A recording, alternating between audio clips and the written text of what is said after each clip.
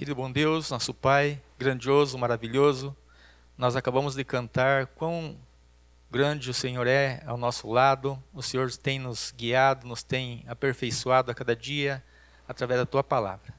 Nós pedimos, Senhor, que mais uma vez neste culto que nós viemos aqui para engrandecer e louvar o Teu santo nome, nós possamos ter a visita do Espírito Santo em nosso meio, para que nós possamos assim entender a mensagem que vem do céu, para que nós possamos preparar a nossa vida, nosso caráter, para um dia ter a oportunidade de morar com o Senhor para sempre. Amém. Esteja também abençoando igualmente o Moacir, que vai trazer a mensagem, que o Santo Espírito possa usá-lo mais uma vez, para que o Senhor possa também converter o coração das pessoas que entraram em contato conosco depois dessa mensagem de hoje. Nós pedimos, Senhor, que venha estar com a Tua igreja, nos momentos tão difíceis que estamos passando nesse mundo, estamos com vontade de sair daqui, mas estamos aguardando o Seu retorno, que é a Sua promessa, que com certeza acontecerá muito breve. Nós pedimos, Senhor, que esteja com cada filho Teu nessa manhã aqui, nós dando a bênção que viemos aqui buscar para poder conseguir a vitória em Cristo Jesus. Pedimos e agradecemos em nome do Senhor Jesus. Amém. Amém.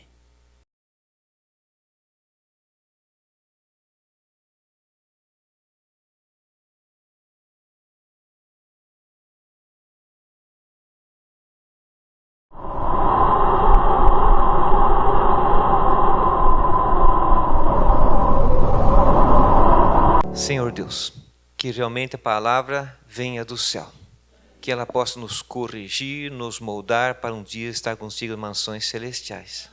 Permanece conosco, em nome de Jesus. Amém.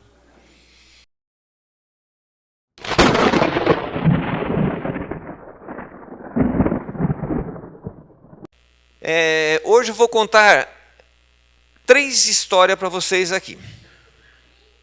3 histórias para vocês só. Muito bem. Eu não vou ler na Bíblia para que não se estenda muito o horário. Aqui, eu acredito que lá por 12:30, 1h eu termine. Já é uma piada até já sem graça quase mais aqui, né? Mas o mais rápido possível aqui, né? Alguns já fizeram uma carinha meio feia. Não, fiquem tranquilos, né? Cada vez que eu passo um pouquinho do horário aqui, a Stephanie sempre puxa minha orelha. Que horário que é esse? Ela fala, né? Mas ela sei que ela está brincando ali junto. Então eu vou parafrasear, vou contar a história sem ler na Bíblia aqui, para depois nós entrarmos diretamente na mensagem aqui.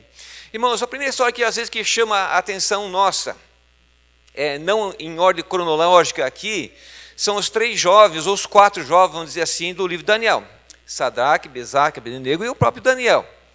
Eles estavam aonde? Em seu país, tranquilos, até que Babilônia foi lá em Jerusalém e fez eles escravos. Eles saíram da sua terra e foram ser escravos lá em Babilônia. Chegando em Babilônia, esses 4 jovens foram escolhidos pelo rei para que servissem no rei. Então eles aprenderam a cultura de Babilônia, todas as coisas de Babilônia ali, porém eles se destacaram em Babilônia. Os 4 jovens ali, eles serviram ao rei lá. E Daniel, entre eles, os 4, que sobressaiu, porque no capítulo 2 de Daniel, o Nabucodonosor teve um sonho bastante esquisito, estranho para eles lá, de uma grande estátua, com cabeça de ouro, o ventre de prata, ouro e barro e ferro e um monte de coisa que o rei esqueceu até do sonho. Então ele chamou os magos lá, dizendo o seguinte: o que eu sonhei? Vocês são magos, vocês são encantadores, vocês são feiticeiros, o que eu sonhei? E ninguém podia interpretar. Ele falou assim: essa não interpreta, então mata todo mundo esse pessoal. Não serve para nada mesmo aqui, só está comendo minhas custas mesmo aqui, então mata esse pessoal aqui, que já está tudo certinho aqui. E foram buscar Daniel, porque Daniel tinha sobressaído. Daniel falou assim: não, manda falar para o rei o seguinte, dá um tempinho para mim que eu vou interpretar esse sonho. E ele orou a Deus e Deus deu a interpretação para Daniel. Daniel chegou para o rei: amigão, é o seguinte, você sonhou com uma grande estátua, cabeça de ouro e assim por diante. E é isso mesmo que eu sonhei, ele falou. E é isso mesmo, essa estátua aqui, a cabeça de ouro, é o Senhor. Lógico, eu sou ouro, coisa e tal, está dominando todo mundo aqui. Bacana assim, só que depois vem os médios e os persas, depois vem a Grécia, depois vem Roma pagã, e assim por diante aqui. E ele não admitiu muito. Passando mais 15 anos, ele faz o seguinte: fez uma grande estátua lá e disse o seguinte: agora todo mundo vai estar convidado aqui. A Bíblia aponta assim que ele teve nos nomes, os convidados especiais, dizem assim, estavam os prefeitos, os governadores, os juízes, os magistrados, etc, etc aqui, mas o povo estava lá também. Daniel naquela época ali assim, ele já estava grande no reino de Deus, no reino de Nabucodonosor, perante as coisas de Deus que ele fazia lá, e ele não estava presente ali. Possivelmente, Nabucodonosor conhecia esse camarada que eu sei, ele não vai se ajoelhar perante a minha estátua. Então eu vou mandar ele numa missão ali, segundo os comentários, foi para a Arábia ali, ficou longe daquela festividade ali, mas os demais estavam lá. Só que o reino contava com os 3 que estavam no meio lá. Aí quando tocou todos os instrumentos musicais, todos se ajoelharam, menos os 3 lá, que deu maior, como diz a juventude hoje, né? Deu maior B.O. As 3 não se ajoelharam, já foram fofocar para o rei, dizendo, os 3 que você colocou lá não se ajoelhou, assim por diante aqui. E aí a gente já sabe, né, que eles foram jogados na fornalha de fogo ardente, aumentaram o fogo, tudo mais, mas nada aconteceu com eles ali. E eles ficaram, depois saíram de lá, em vez de falar assim, olha, você viu a estátua, o tamanho que era a estátua do rei de ouro? Não, eles saíram e diziam assim, você viu o que Deus fez lá?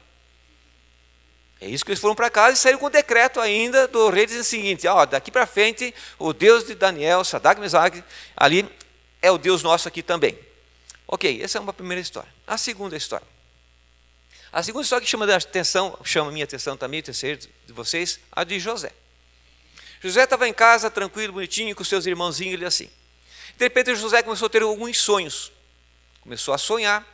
Ali dizia assim, os feixes de vocês estavam se prostrando perante mim, coisa e tal. E os irmãozinhos dele não gostaram nada do sonho. Nada. E aí, quando o pai dele deu uma capa assim toda colorida para José, ali, que foi, vamos dizer assim, o estopim para eles. Não, José não pode ser o nosso líder aqui, nosso irmão menor, mais novo aqui, não pode acontecer isso conosco aqui. Vamos fazer o seguinte, matar não dá, é nosso irmão. Então vamos vender. Estava passando uma caravana lá, já chamaram assim, está em José aqui, isso aqui está em oferta, quer comprar? Comprar. Está aqui o dinheiro, coisa e tal, já levaram para o pai, mataram o nosso irmão aqui, está aqui a veste dele, mataram o animal, botaram um sanguinho ali assim, e José foi para lá. José estava onde? Era escravo agora, também. Foi lá, Potifar gostou dele, um menino bacana, forte, pode me servir bem aqui, e se viu bem, a casa de Potifar ficou maravilhosa, era um bom administrador, e Potifar tinha gostado dele, e a mulher de Potifar também gostou dele. Na volta veio um B.O. de volta aqui assim, a mulher, e a gente pode imaginar assim, que a mulher de Potifar, por ser, ali devia ser uma mulher bonita, uma mulher elegante, se vestia muito bem, ali começou a dar em cima de José, que era bonitão também, ele assim, mas José, longe da sua terra, longe da sua parentela, mesmo assim estava honrando a Deus. Falou assim, não, eu não vou pecar contra Deus não, e acabou saindo, e ela pegou uma peça da roupa dele, chegou para Potifar, olha que se colocou dentro da minha casa aqui. Olha só aqui, ele tentou me agarrar, coisa e tal, rasgou um pouquinho a roupa dela, coisa e tal, foi um maior escândalo, irmãos, maior escândalo. Potifar conhecia muito bem a mulher que tinha, se fosse verdade mesmo, ele teria mandado matar José. Mas disse, não, então fazer o seguinte, deixa eu proteger José, vai preso. Ele foi para a prisão e ficou ali assim, já o carcereiro que cuidava ali, viu que José já era diferente, e falou assim, José, faz o seguinte, vem cuidar comigo aqui. Vem cuidar comigo as coisas aqui. E José passou então a cuidar do cárcere, junto com o carcereiro, ali assim, temente a Deus, até que Faraó manda 2 para a prisão, o copeiro e o padeiro. Ambos na prisão tiveram o quê? Sonhos. Ambos os sonhos foram interpretados por José. E o padeiro não deu muita sorte na vida dele, acabou perdendo a vida. Nesse instante, agora, Faraó tem um sonho. Umas vacas magras, umas vacas bonitas ali, e uma se enrolaram com a outra, acabou tudo assim, as magras que pegavam as gordas e comiam assim por diante, de repente viu outro sonho, um milharal feio ali, mas nascia umas espigas bonitas que devoravam, as feias devoravam as bonitas, e ele falou, que sonho que é esse? Aí chamaram os encantadores, os feiticeiros, os magos lá, e nós não sabemos. Nós não sabemos. Até que o copeiro disse assim, eu estava preso lá, e ele interpretou meu sonho. E sério, que eu estava preso, que eu ia voltar a ser copeiro aqui. E o padeiro mandei matar. Traga José aqui. Aí José chegou lá e falou a mesma coisa. Eu não tenho interpretação desse sonho que tem. Como que não? Mas o Deus tem. Você aceita? Aceita. Olha essas vacas magras que devoraram as vacas gordas. As espigas ruinzinhas que devoraram as espigas boas. É 7 anos de fartura, depois 7 anos de escassez. E aí ele mostrou todo o reino. Como é que eu vou fazer isso? E José falou assim, faz o seguinte, uma parte de cada colheita vai armazenando, seja na água, seja na alimentação, coisa e tal. Faz os cálculos de 7 anos, mais ajudar as pessoas de fora que vão vir comprar aqui, teremos um estoque assim, eu não sei fazer, você faz. E daqui para frente você é o maior no reino, fora eu, que sou o primeiro. E ele passou a ser o quê? Governador do Egito. E era o quê? Escravo. Ok. A outra história que nós temos que eu quero contar para vocês aqui é da menina, Naamã. A menina também estava no seu país, coisa e tal. Naamã fez guerra, trouxe o pessoal de lá para cá, escravo. A menina agora passa a servir a esposa de Naamã ali. Só que Naamã, ele era leproso. A menina, por sua vez, ela fala assim para a sua senhora, né? Se Naamã soubesse que lá em Samaria tem um profeta que tem a cura para ele iria lá, coisa e tal. A esposa chega para Naamã e diz em seguida, Naamã, olha, a menina, a escrava, que está aqui me auxiliando, disse o seguinte, olha, se você for lá em Samaria, coisa e tal, lá, tem um profeta lá, e ele é temente a Deus, e Deus vai te curar. Ele pega Naamã, então, a sua caravana, ali, a comitiva dele, com muitos presentes, vai até Samaria, chega lá, o profeta não recebe ele. Manda um recado dizendo, vai em tal rio, toma banho lá, e assim por diante. E ele não quer nada dos seus presentes. Indo até o rio, ele começa a brigar com o próprio rio, dizendo o seguinte, mas esse rio aqui é muito sujo. Não tem em Damasco rios melhores, mais limpos do que esse aqui? E aí a comitiva que estava com ele assim, Naamã, é o seguinte, é 7 vezes só, é só isso que você tem que fazer, vai lá, toma esse banho aqui, ele toma uma vez, e toma 2 vezes, 3 vezes, e olha nada, e ele sujo do barro assim, indignado com o que tinha falado, nem o profeta entrou, assim, vem aqui, entra aqui, deixa eu conversar com você, toma um chazinho, nada, ele estava muito bravo. Aí deu 7 vezes, a lepra sumiu. Olha só, né? Que milagre aconteceu. O que essas 3 histórias, irmãos, têm em comum para nós analisar? Primeiro, todos eram escravos. Os 4 jovens, José, não estou falando de uma escala de idades, vamos dizer assim, de tempo, né? Escravos, e a menina. Todos eles eram escravos. Todos eles estavam longe do seu país, da sua terra natal, da sua parentela. Ninguém estava mais no lugar que eles nasceram aqui. Todos eles estavam longe dos seus familiares. Eles eram escravos. Foram separados ali. E todos eles não abandonaram Deus.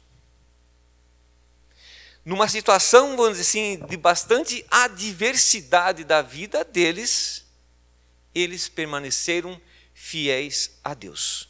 Todos. O que eu quero que agora você pegue a sua Bíblia, vou pegar a minha aqui, vamos lá abrir lá em 2 Reis 4, 2 Reis 5, de 1 a 4.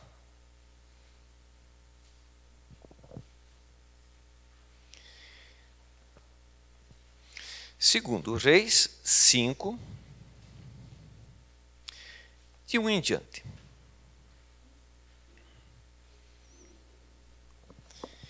Todos esses vocês perceberam que estão com as mesmas características, né?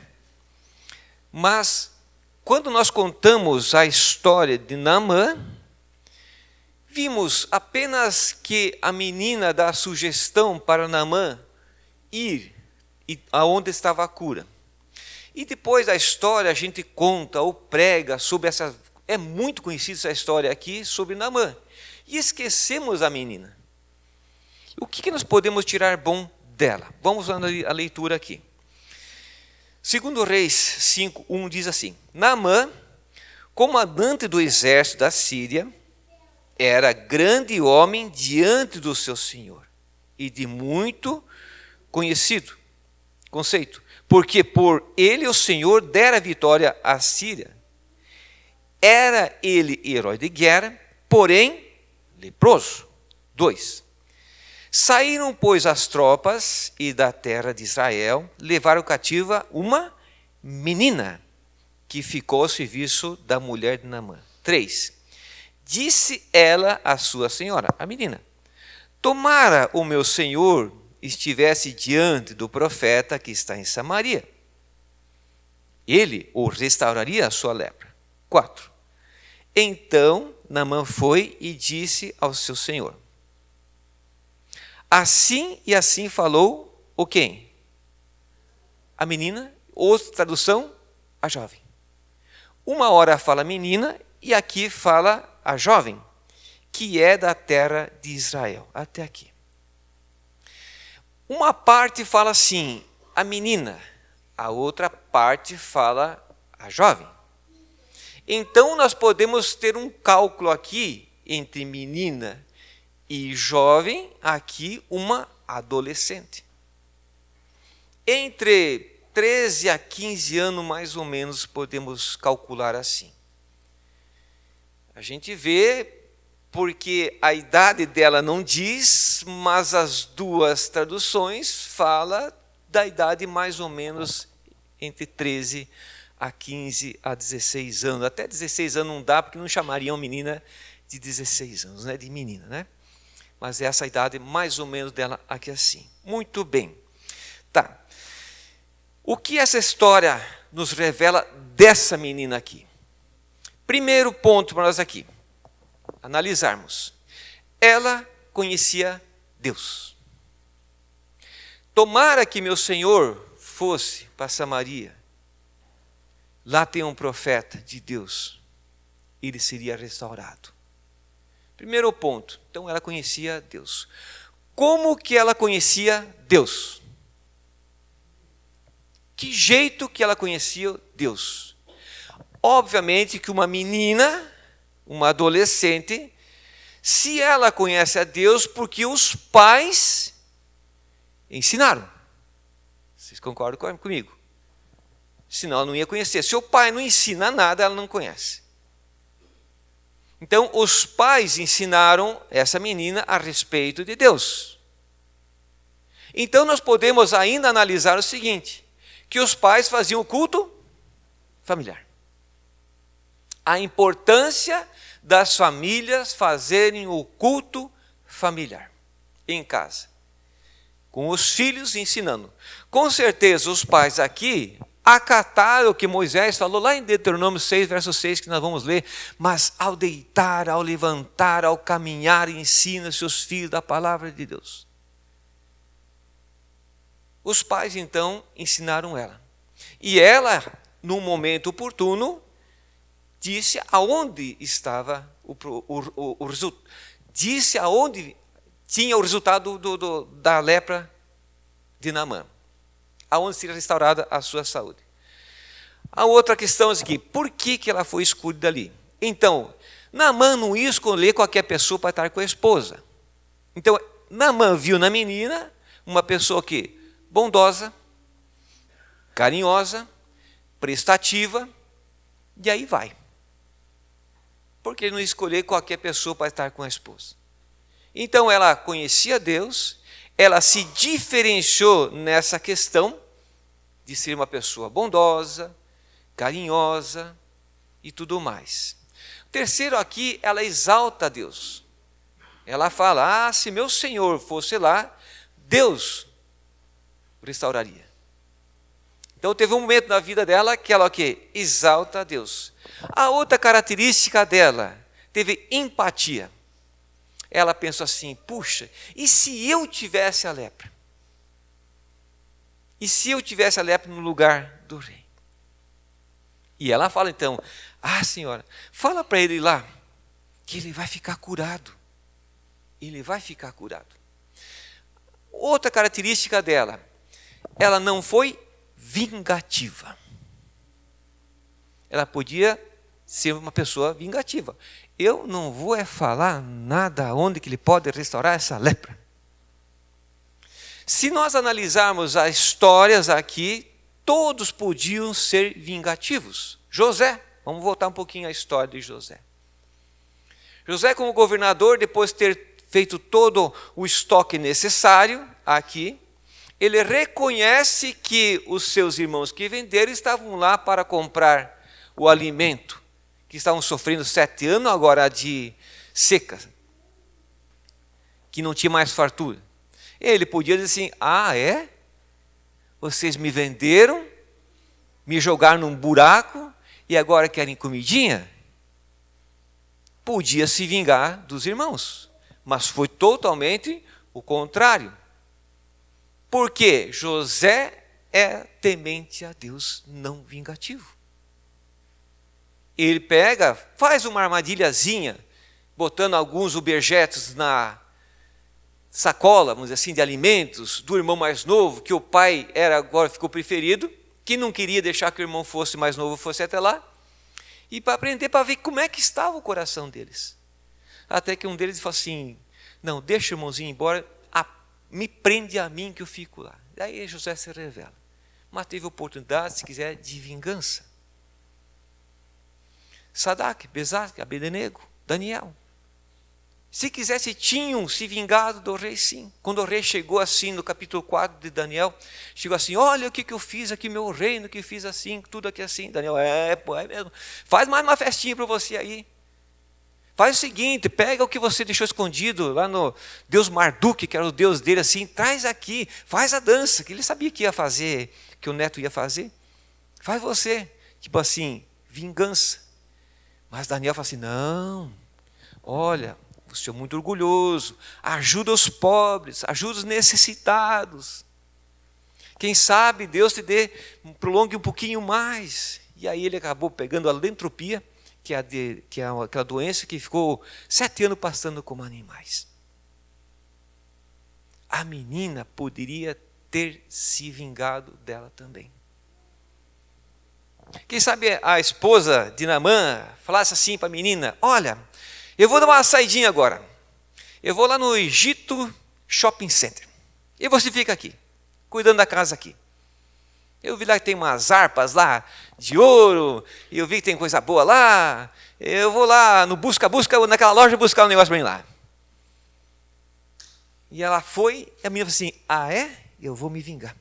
Eu podia jogar suco de uva na toalha branca da minha senhora, de fio egípcio, e vou esconder o omo, vou esconder o quiboa, e vou deixar só uma pedra de sabão e se quiser que lavar. Fazer comidinha para Naamã? Então tá bom, eu vou fazer comidinha para Naamã, sim. Comida vai ser quiabo, jiló, salada de rúcula. E para tomar, losna.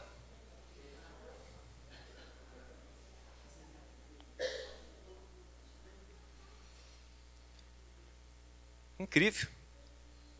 Alguém se lambeu. Encontramos Naamã em pleno século XXI aqui. Ela não se vingou. Ela podia ter trocado a senha do Wi-Fi do Naamã só para lascar com ele. Não fez. Ela foi diferente aonde ela estava. Ela foi diferente, irmãos. Ela cuidou das coisas. Todos eles tinham motivo para ficar contra Deus, irmãos. Todos. Escravos, longe da paterna, das famílias, longe da sua cidade e sozinhos. Tirando os 4 que às vezes eu acredito que se reuniam. Que Deus é esse que me tira da minha família? Que não tem o abraço mais da menina, que, por exemplo, podia falar assim, não tenho mais o abraço dos meus pais? Não tenho mais os parentes? Longe? Que Deus é esse? Nenhum deles se queixou contra Deus. Sim, exaltou Deus. A pergunta que nós fazemos é: quem são eles? Quem são eles? Na Bíblia nós encontramos mais, se fosse analisar ainda a história, Hebreus 11, a galeria da fé. Quem são esses homens e mulheres, irmãos? Que longe de tudo ainda assim preservaram sua integridade nas coisas de Deus, não se misturaram, não comeram certos alimentos, como os 4 jovens, não participaram de certas coisas, irmãos. Quem são eles? E tinham motivo para ficar assim longe. Imagina, a menina então era uma adolescente revoltada, poderia dizer assim, né? Poderia ser. Adolescência, às vezes, já tem, na adolescência, as crianças, estou passando de criança para ser adolescente ali, tem certas atitudes, né? Imagine ela se fosse uma adolescente revoltada ainda. Mas foi diferente, irmãos. Todos esses que estavam aqui não negaram a Deus. Longe de tudo, irmãos. A pergunta que nós fazemos, irmãos, quem sou eu agora? A pergunta que nós fizemos é: quem são eles? Ah, irmão Moacir, não tem como ser como eles. Me mostra na Bíblia que isso não. Me mostra na Bíblia aonde que nós não podemos ter a fé deles. Temos sim.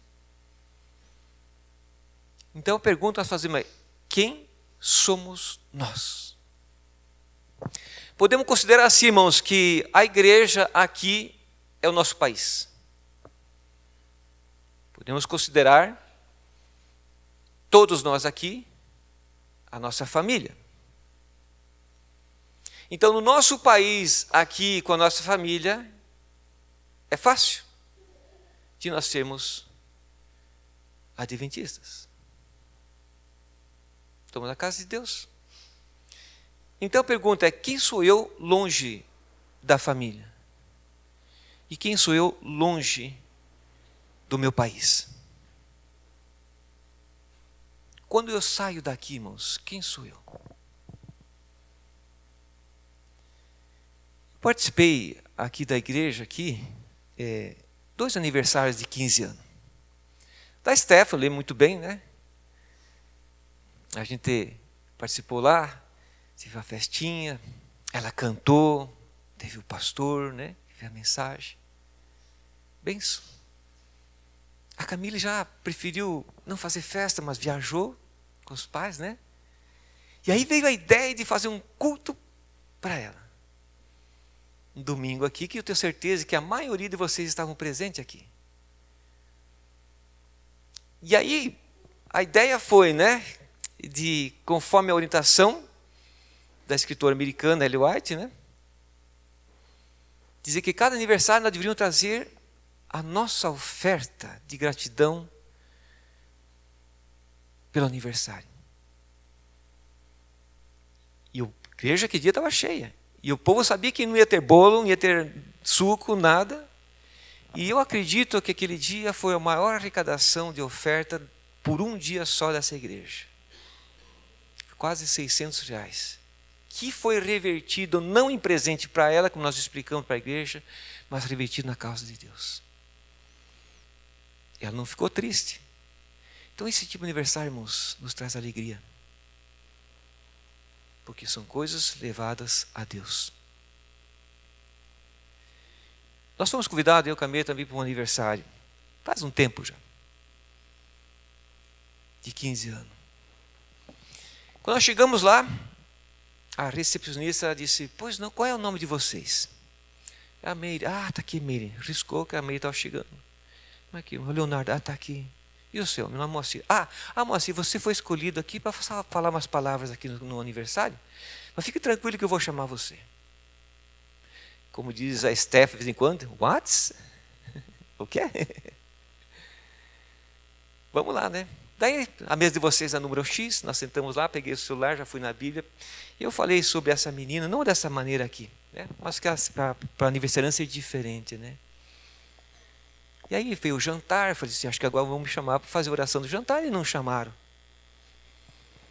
E aí depois, no final, ela trocou de roupa, desceu numa escadaria, bem bonita, bem alinhada assim, né? Aí o pai dela falou, a mãe dela falou, o irmão falou, todo mundo falou. Daí por último me chamaram para falar lá, também falei, deu os conselhos para ela, tudo mais, ele assim, né? De repente ela sumiu. E aí começou a tocar uma música mundana, irmãos. A roupa não era nada adequada para uma menina daquela.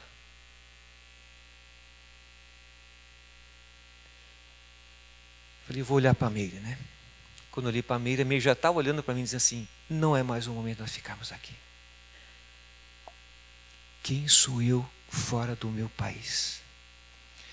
Quem sou eu fora dos meus parentes aqui? Quem sou eu? Quem sou eu quando alguém me convida para ir para um casamento, irmãos?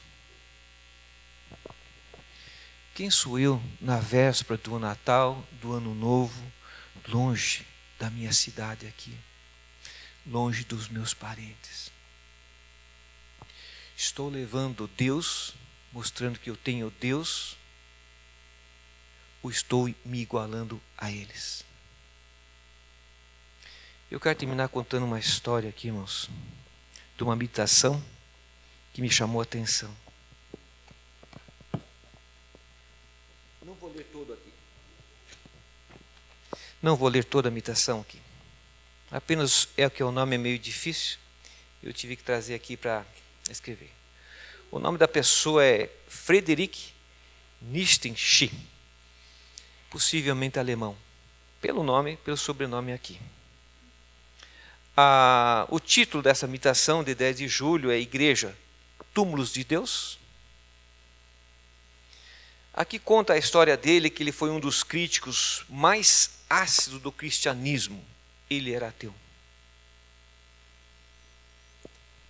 O que chamou a atenção das pessoas é a escrita dele dizendo: os que são agora esta igreja, senão túmulos e sepulcros de Deus. Eu vou explicar para vocês aqui. Ele saía durante o dia pela cidade com uma lanterna acesa, gritando assim: procuro Deus, onde está Deus? Ele não estava criticando Deus naquele momento. Ele naquele momento diz assim: a minha convicção é que não tem Deus. A convicção de vocês é que tem Deus. Só que vocês estão vivendo como não tivessem Deus. Essa é a crítica dele. Então ele fala assim: se a igreja hoje é sepulcros de Deus, túmulos de Deus, irmãos, tanto eu, cada um de nós, temos que tomar todo o cuidado possível para que essa igreja não se torne um sepulcro ou túmulo de Deus. Como assim? Dia 2 de novembro se comemora, ou é o dia de finados que se chama. Mas não há pecado nenhum você ir lá no cemitério aonde foi depositado um ente querido nosso. Meu pai está lá descansando. Não necessariamente nesse dia eu vou lá. Mas quando dá a oportunidade, eu vou lá. Eu olho para a figura dele, o retrato dele, descansando lá. Qual é o pecado? Nenhum. Com certeza vocês fazem isso também. Vai limpar, tudo mais. E quando meu pai construiu aquele lá, o sepulcro, Eu não estava presente, mas os meus 2 irmãos estavam presentes, eles escolheram, até deitaram dentro. Aqui, quando eu morrer, eu quero ficar aqui. Meu irmão deitou embaixo, eu quero ficar mais embaixo aqui. Num tom de brincadeira entre todos eles ali, né? E o meu pai dizia assim, em vida ainda, em cima, porque tem sepulcro embaixo e tem sepulcro em cima. Em cima, ele falou, eu quero ser sepultado em cima. E ele foi sepultado em cima. Eu ajudei a erguer a urna dele em cima, aonde ele queria. O que eu quero dizer aqui, irmãos, que às vezes nós sepultamos Deus por aqui. E aos sábados a gente vem ver Deus. E saímos daqui com uma vida normal. Esse crítico, Frederic, falou isso. Se Deus está morrendo, a igreja é culpada. Não vou ler tudo aqui. A igreja que está sendo culpada. Porque nós somos cristãos aqui dentro. Lá fora estamos vivendo como se Deus não estivesse vivo ao nosso lado. Pregue o evangelho, irmãos, por favor. Se preciso for, fale. Viva o evangelho. As pessoas estão te olhando, estão nos olhando ao nosso viver. E o nosso viver está denunciando se Deus está vivo ou se Deus está morto. Se nós estamos conduzindo nossa vida de um Deus vivo ou estamos apresentando um Deus morto lá fora. Não podemos misturar o santo e o profano, irmãos. Se nós somos santos, como diz João em Apocalipse, aqui está a perseverança dos santos, vírgula. Pergunto, que santos? Os que guardam os mandamentos de Deus e têm o testemunho de Jesus, a fé em Jesus. Se nós somos santos, é porque nós somos separados. Nós não tem união entre luz e trevas. É lá fora, irmãos, que nós vamos mostrar que nós temos um Deus vivo. É lá fora que o nosso testemunho vai dizer assim, como Sadraque, Mesaque, Abednego, Daniel, a menina que não tem nenhum nome, como José, longe da paternidade, longe do seu país, longe da irmandade, diz assim, eu sirvo ao Deus vivo. Não me interessa o que custar. Que ao sairmos daqui desta manhã possamos realmente fazer um exame de consciência, irmãos, do que como é a nossa vida, do que estou fazendo lá fora. Que de hoje em diante, irmãos, seja diferente o nosso viver, irmãos. Não tornemos esse lugar aqui dia 2 de novembro. Não tornemos esse lugar aqui um sábado, um domingo, uma quarta, os cultos, como um dia comum que se vai no cemitério para ver. Mas tornemos esse lugar como a casa de Deus e um Deus vivo que reina no nosso coração. Que Deus te abençoe.